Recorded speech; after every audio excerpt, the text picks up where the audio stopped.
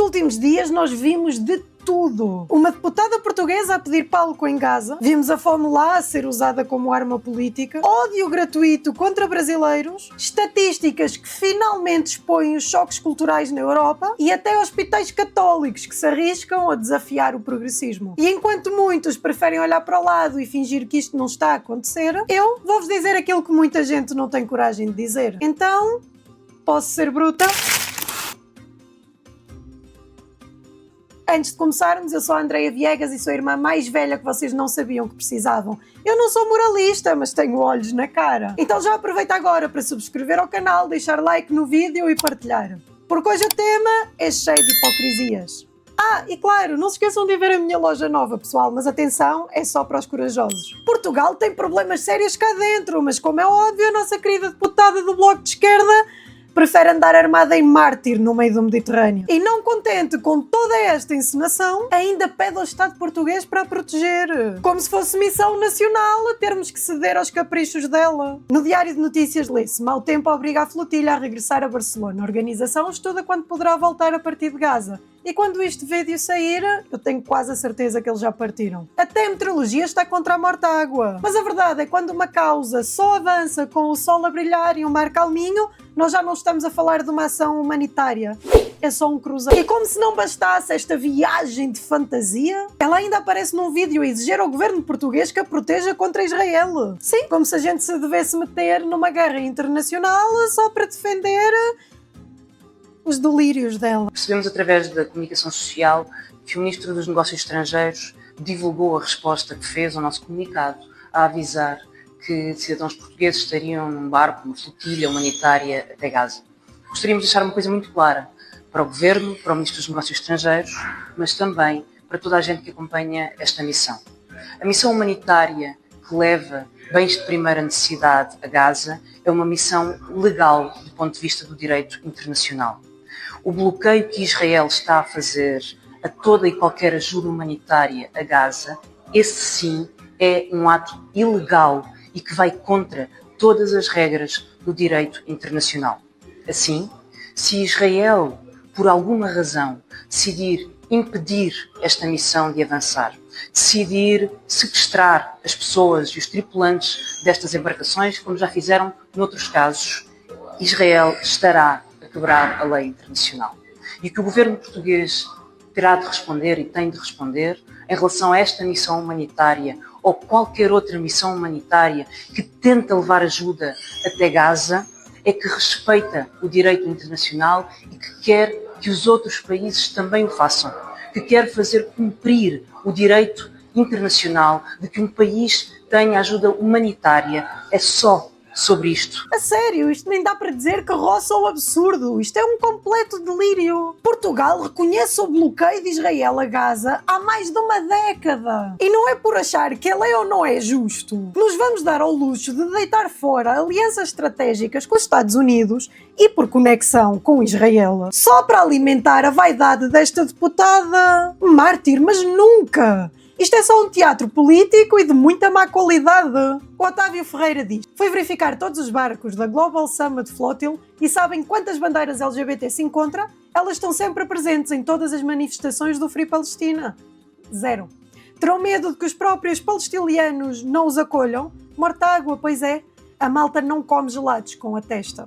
Mais uma vez, a prova da hipocrisia. Em Lisboa, as bandeiras LGBT são às centenas. Mas quando eles vão a caminho de Gaza, 0. Porquê? Porque até eles sabem que não seriam bem-vindos. A Mortágua pede palco, pede proteção e fala em Gaza como se fosse a única interessada nos direitos humanos. Mas vamos deixar este teatro político de lado e vamos olhar para o centro do enredo, a chamada fome em Gaza. Porque se a missão dela é vender essa narrativa, então precisamos de perceber até que ponto é que estamos a falar de ajuda real ou será que estamos a falar apenas de propaganda. A fome virou mais uma arma na política do Médio Oriente. Manchetes dizem que há fome em Gaza, enquanto outras garantem que ninguém está a morrer à fome. Quem tem razão? A verdade é que sim, a fome existe, mas não da forma que vocês pensam. Esta fome está a ser usada como uma narrativa política, tanto pelo Hamas, que controla a sua distribuição, tanto como quem quer simplificar uma guerra que dura há décadas em 30 segundos para o Instagram. A entrevista da SIC Notícias, Ninguém morreu de fome em Gaza. Embaixador de Israel em Portugal rejeita relatório da ONU. Eu quero fazer um fact-check a algumas afirmações deste embaixador. Não há fome, nunca houve fome e ninguém morreu de fome em Gaza. Podemos ver crianças magras, mas é porque são doentes graves. Quando o embaixador diz que não há fome, nunca houve fome, ele entra num exagero óbvio. Mas também tem um ponto aqui. Há toneladas de comida que Israel ajudou a recolher que estão paradas ao solo e que o Hamas impede que cheguem às pessoas. Não é que a comida não exista, é que, como eu disse, virou arma política. Olhem aqui algumas dessas manipulações que provam exatamente aquilo de que o embaixador falava. Mustafa from Gaza. And female kill me and kill my children. Please, share the video. Olhem para a cara do menino. Ups, saiu o filtro. Isto não é denúncia, é manipulação. Transformar sofrimento real em Photoshop é gozar com a vossa cara. E vocês ainda partilham sem pensar duas vezes. Comidinha na mãozinha da criança. Deixa-me fazer o vídeo. Um ângulo bonito e tal. Com licença, já não precisas da comida. Se fosse só fome, a prioridade era alimentar. Aqui a prioridade é a fotografia. Isto não é humanitarismo, isto é marketing.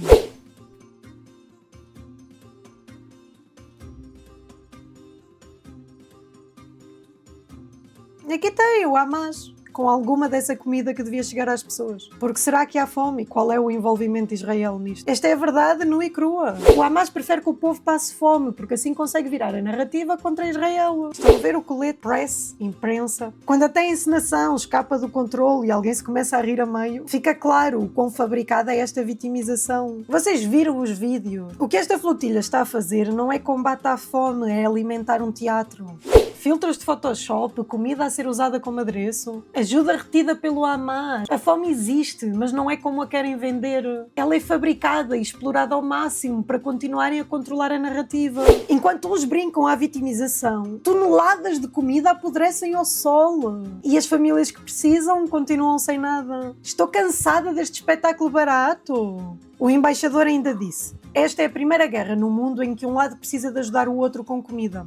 Nós fizemos-lo pela nossa ética, não pela lei internacional humanitária. É verdade, e eu vou-vos mostrar. Aqui tem o local onde estão toneladas de comida e que Israel ajudou a recolher. Toneladas de comida e ninguém se responsabiliza pela sua distribuição.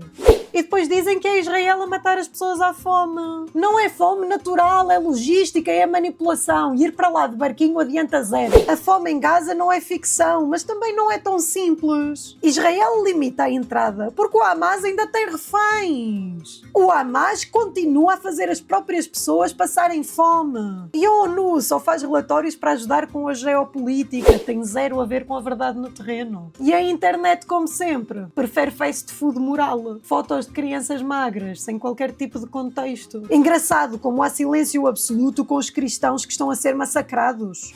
Nigéria, Síria, crianças a morrer no Iémen, vocês tiveram um massacre agora nos Estados Unidos. Mas Israel, pelos vistos, é o vilão único do planeta. O humanitarismo de vitrine não salva ninguém. E nós estamos a falar de manipulação em Gaza, mas vocês não pensem que isto é exclusivo do Médio Oriente. Aqui em Portugal também sabemos o que é viver narrativas distorcidas. E a prova está no ódio gratuito que muitos de vocês andam a semear contra brasileiros. O problema já não é só lá fora, é aqui dentro de nossa casa. Portugal sempre se gabou de ser um povo acolhedor. Mas basta abrir as redes sociais para começarmos a ver o contrário. Insultos, ameaças e agora até gente a oferecer 500 euros pela cabeça de um brasileiro. Isto não é uma brincadeira de mau gosto. É discurso de ódio puro e disfarçado de piada de tasca. E quando se mistura frustração social com xenofobia, a linha entre o meme e a violência real fica muito ténue. Boa tarde, tenho aqui esta nota para fazer o seguinte. A cada português que me trouxer a cabeça de um brasileiro desses zucas que vive aqui em Portugal, estejam legais ou ilegais, cada cabeça que me trouxer cortada rente no pescoço, eu pago 500.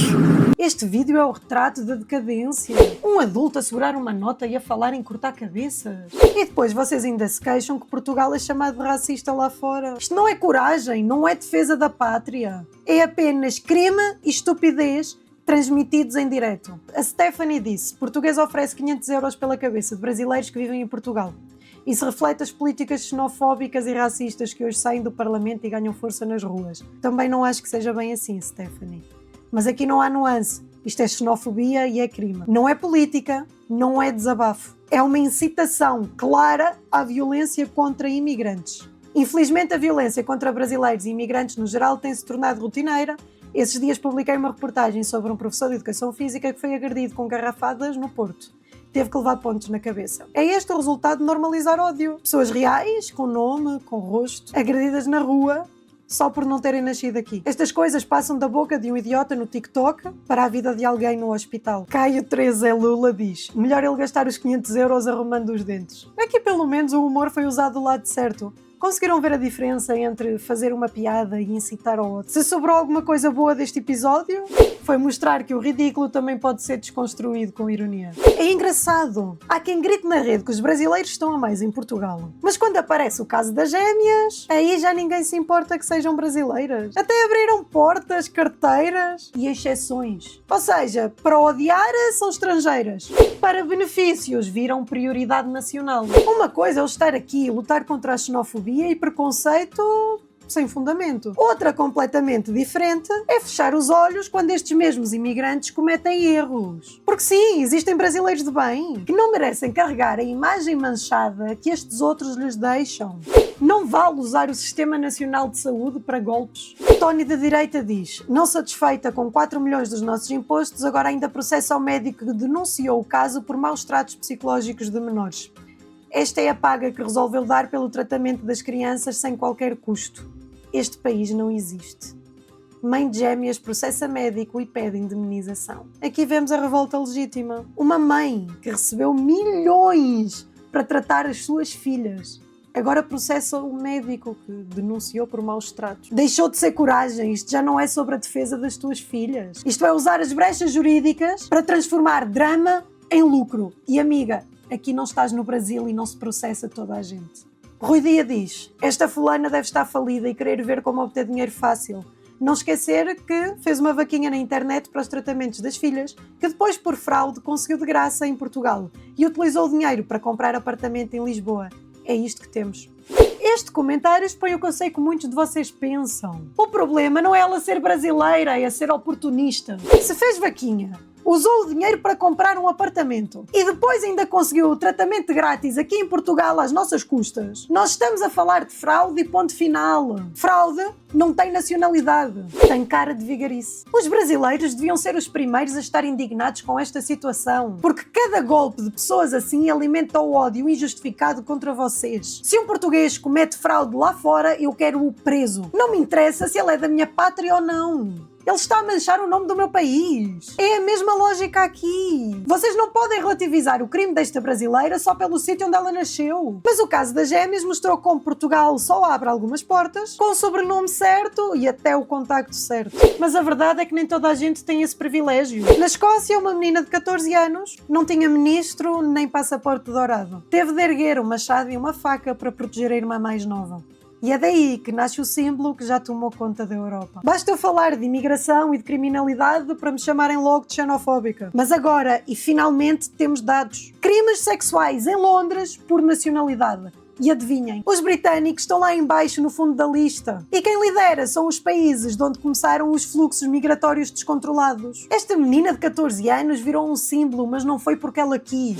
Quando uma criança tem de erguer uma faca e um machado para se proteger, fica muito claro que o Estado falhou em garantir a nossa segurança. E isto não foi assim tão longe. Veriato 88 diz: última hora, crimes sexuais em Londres por nacionalidade. Os britânicos estão em 39º lugar. Que surpresa! Vocês agora entendem a importância de ter as nacionalidades nas ocorrências. Estes números mostram que a discussão sobre a segurança não pode ser feita com os olhos fechados.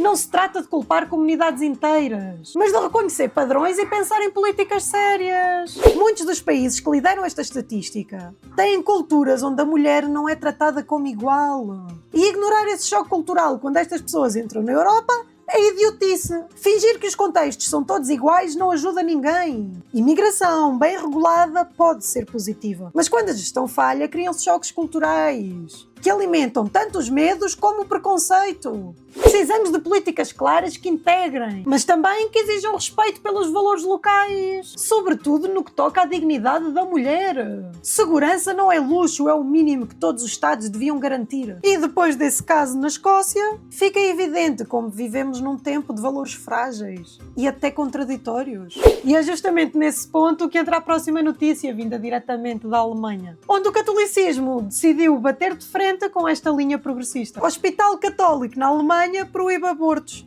Nova administração católica de um hospital alemão decidiu proibir a interrupção de gestações, mesmo em caso de indicação médica. Centenas de mulheres protestaram e um médico-chefe processou o hospital. Este caso na Alemanha não é apenas sobre aborto. É sobre fé, autonomia e o choque entre a lei civil e a ética religiosa.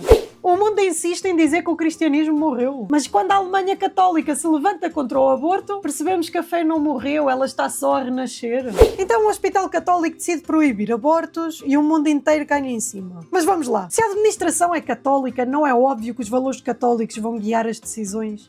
A única questão é se aceitamos que as instituições de fé possam ser coerentes com aquilo em que acreditam. Isto é só coerência. A pergunta que fica é simples. A Igreja é dona do hospital. Ela deve ou não ter autonomia para tomar as suas próprias decisões? Ou a autonomia só vale quando é para garantir a cartilha progressista? O católico proibiu abortos e causou revolta na Alemanha. Centenas de mulheres protestaram e um médico-chefe processou o hospital. A nova administração católica do local resolveu proibir a interrupção de gestações, mesmo em caso de indicação médica. Kann sein, dass ich sie so oder so tot zur Welt bringen muss. Und dann wäre es einfach schlimm, wenn man da noch irgendwie, wer weiß, wie weit fahren muss. Hier habe ich die Sicherheit und gerade das ist das, was ich brauche. Ich brauche Sicherheit. O bebê de Christine foi diagnosticado com trissomia 13, que provoca incapacidade intelectual grave e anomalias físicas. Joachim Foltz é médico-chefe do departamento de ginecologia do hospital há 13 anos. Ele e sua equipe já realizaram abortos por indicação médica. In diesen Fällen geben wir der Mutter die Wahl, die Schwangerschaft auszutragen oder zu beenden. Ele entrou com uma ação judicial contra os privilégios especiais da Igreja no Tribunal do Trabalho. Embora o aborto seja considerado ilegal na Alemanha, ele não é punível em determinadas exceções previstas no Código Penal. Na prática, isso significa que a interrupção da gravidez é permitida durante as primeiras 12 semanas de gestação. Vocês conseguem entender? Na Alemanha, o aborto é apenas despenalizado, como aqui em Portugal. Em nenhuma situação ele é obrigatório. Eu compreendo que a situação seja chata para estas mães, mas se é a Igreja Católica que está a bancar, eles podem tomar estas decisões. No final, o médico processou, milhares assinaram esta petição, mas a Justiça deu razão à Igreja. Porquê? Porque como gestora, a Igreja tem direito de aplicar a sua visão de ética. O aborto pode ser legal em certas circunstâncias na Alemanha, mas isso não obriga uma instituição católica a praticá-lo. Aqui vemos o choque direto entre a lei do Estado e a lei da consciência. E é normal que enquanto isto acontece, alguns gritem que é um retrocesso. Mas talvez seja apenas consistência. Quem defende a vida desde a concepção não devia abrir uma exceção só para não ser polémico. Eu quero-vos mostrar o outro lado. A Vivis Carmen disse: meu filho teve trissomia 13, os médicos me aconselharam ao aborto, mas isso jamais passou pela minha cabeça. Prossegui com a gestação mesmo diante do quadro clínico do meu filho. Ele viveu 8 dias. Tive a oportunidade de ver o seu rosto, sentir o seu cheiro. Eu faria tudo de novo se fosse necessário. Isto é que é coragem real e não uma mera hashtag. O Alejandro diz: viva a Santa Igreja Católica Apostólica Romana. Para muitos, esta decisão não é opressão, é fidelidade àquilo em que eles acreditam. Lili Posilipo diz: parabéns, a justiça defender a vida. Sejam parabéns ou sejam protestos. No fim fica claro que a Igreja ainda está viva e ainda provoca debate. Este caso não é sobre política, é sobre raízes. E raízes incomodam porque não mudam de acordo com o vento. A Alemanha pode protestar, os tribunais podem questionar, mas a mensagem ficou clara. Fé e tradição ainda têm espaço e não vão pedir desculpa só por existir. No fim do dia, o problema é este. Tentam simplificar guerras complexas, espalham ódio contra imigrantes e distorcem narrativas inteiras só para caberem na sua agenda. Eu aqui não compro propaganda, eu desmonto-a. Seja no Médio Oriente, seja em Lisboa ou seja em Berlim. A única coisa que eu exijo é coerência. Se condenas mortes de crianças, condena-as a todas. Se defendes a justiça, aplica-a a todos. Se acreditas em fé, vive-a sem medo. Parem de engolir narrativas que só são feitas para nos dividir. Está na hora de exigirmos honestidade com aquilo que nos dizem. Agora, se este vídeo te fez pensar, partilha. E se te deixou incomodado, partilha ainda mais. E diz-me, tu achas que a fome em Gaza ainda é sobre ajuda humanitária ou é tudo manipulação? Acho que faz sentido uma deputada usar do seu estatuto só para ter palco internacional. E o que achas sobre o ódio gratuito contra imigrantes e esta questão do Hospital Católico na Alemanha? Estamos a falar de justiça ou é tudo sobre narrativas convenientes? Mas claro, não te esqueças de subscrever ao canal, deixar aquele like maroto e seguir-me nas outras redes. Porque aqui diz o que ninguém tem coragem de dizer. Mesmo que doa, mesmo que incomode e mesmo que seja... Não te esqueças de subscrever ao canal de membros para vídeos exclusivos, tá? À bruta.